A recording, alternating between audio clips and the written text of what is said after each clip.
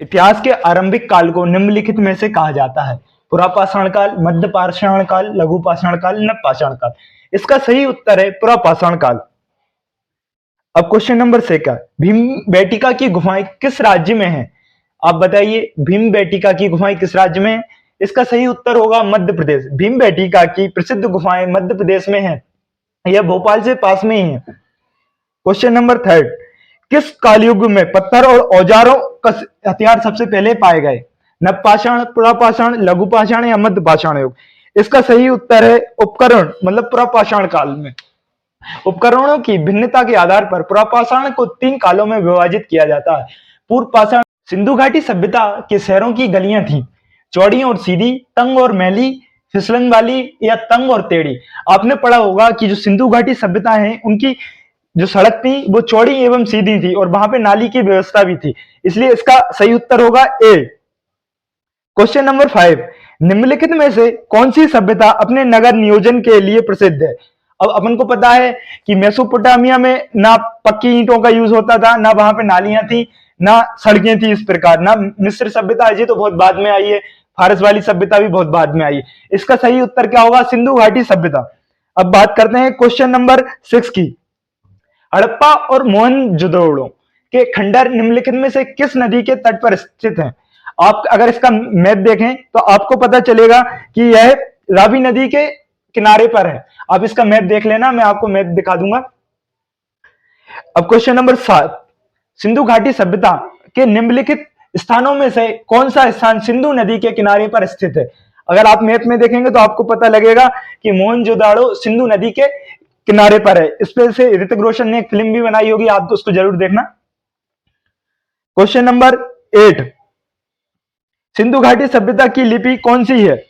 तमिल, खरोष्टी, अज्ञात या ब्राह्मी? इसका मेरे हिसाब से सही आंसर है सी, क्योंकि अपन जो सिंधु घाटी सभ्यता है उसके अक्षर को आज तक अपन नहीं पहचान पाए उसमें क्या लिखा है। जैसे ही पता चलेगा तो अपन को उस सभ्यता के बारे में जानने को नई नई चीजें मिलेंगी। क्वेश्चन नंबर 9, मोहनजोदड़ो का स्थानीय नाम था? मोहनजोदड़ो को बताओ क्या बोलते थे स्थानीय लोग? वहां बोलते मृतकों का टीला। उसको मृतकों का टीला इसलिए बोला जाता है क्योंकि वहां पे एक कमरा था, उस कमरे में क्या है बहुत सारी लाशें इकट्ठी मिली हैं, इसलिए उसको मोहनजोदड़ो को मृतकों का टीला बोला जाता है। क्वेश्चन नंबर 10, मोहनजोदड़ो में सबसे बड़ा भवन कौन सा है? अब अपन को पता होना चाहिए कि जो वहां पे स्नान स्नान धन्य गिर मतलब वाटर टैंक जैसा था वो सबसे बड़ा है। ठीक। क्वेश्चन नंबर 11, विशाल स्नान गृह ग्रेट बाथ कहां मिलता है? आप बताइए कि सबसे बड़ा ग्रेट बाथ कहां पे है? अभी अपन ने इस पहले क्वेश्चन में देखा, इससे पहले वाले में, कि मोहनजोदड़ो में सबसे बड़ा स्नान गृह है। क्वेश्चन नंबर 12, सिंधु घाटी के लोग की एक महत्वपूर्ण रचना निम्नलिखित में से किस मूर्ति की है? अब आप बताइए, वहां पे अपन को एक ट्राइपेजियम ब्रॉन्ज की मूर्ति मिली है, एक लेडी उसमें डांस कर रही है, इसलिए उसका आंसर क्या है? नृत्य। क्वेश्चन नंबर 13, देवी माँ की पूजा संबंधित थी आर्य सभ्यता के साथ, भूमध्य सागरीय सभ्यता के साथ, सिंधु घाटी सभ्यता के साथ या उत्तर वैदिक सभ्यता के साथ? इसका सही उत्तर होगा ऑप्शन सी, सिंधु घाटी सभ्यता के साथ।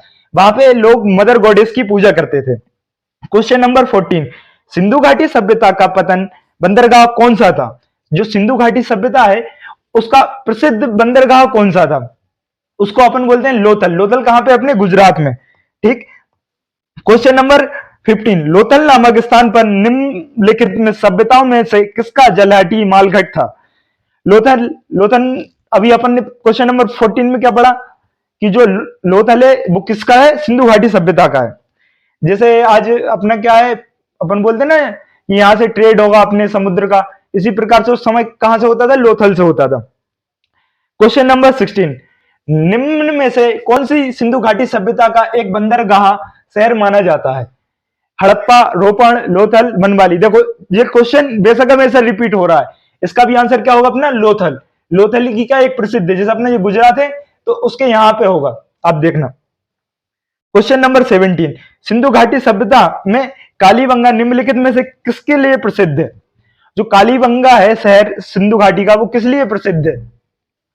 वहां पे अपन को क्या मिट्टी के बहुत सारे बर्तन मिले हैं, पोट्री, जैसे ब्लैक रेडिस्ट पोइट्री वगैरह रहते हैं, अलग अलग प्रकार के अपन को मिट्टी के बर्तन मिले, जिससे अपन को क्या पता चलता है कि वहां के लोगों के पास नॉलेज था मिट्टी वगैरह के बर्तन बनाने का, वो बहुत विकसित थे। क्वेश्चन नंबर 18, सिंधु अर्थव्यवस्था की ताकत थी। जो सिंधु घाटी सभ्यता के लोग थे वो क्या करते थे, मतलब कि इकोनॉमी का, वहां पे जो उनकी इकोनॉमी थी उसका मेन सोर्स क्या था, वो वहां का मेन सोर्स था ट्रेड। ट्रेड, क्योंकि अपन को मालूम है उस समय, अगर आप पढ़ो कि मिस्र है, मिस्र वाले महलुआ बोलते थे, वो क्या कहते कि महलुआ, और रोम वगैरह यहाँ से जो अपना ट्रेड करते थे। क्वेश्चन नंबर 19, निम्नलिखित में से कौन सी धातु हड़प्पा सभ्यता में नहीं पाई जाती है? सोना, सोने के वहां पे आभूषण वगैरह मिले हैं, सोना भी पाया जाता है। तांबा, तांबा तो सबसे पहला मेटल है जो वहां पे यूज हुआ था। चांदी, लोहा क्या अपन को वैदिक काल में भी नहीं मिलता है, तो वो अपन को सिंधु घाटी सभ्यता में कैसे मिला? सिंधु घाटी सभ्यता में भी नहीं मिलता, ना वैदिक काल में। जब अपना शुरू हुआ है मगध के टाइम पे हुआ, जब मगध ने राइज करा था, वो लोहे की वजह से ही करा था। ठीक, तो इसका सही आंसर क्या होगा? डी। ध्यान देना, पूछा क्या है कि कौन सा नहीं मिलता था। क्वेश्चन नंबर 20, सोतुर्ग सिंधु घाटी सभ्यता किस देश में है? अब ये तो भाई अपन किसका, इंडिया का पढ़ रहे हैं तो इंडिया ही है। देखो कितना बच्चों वाले सवाल पूछा सन 2017 में।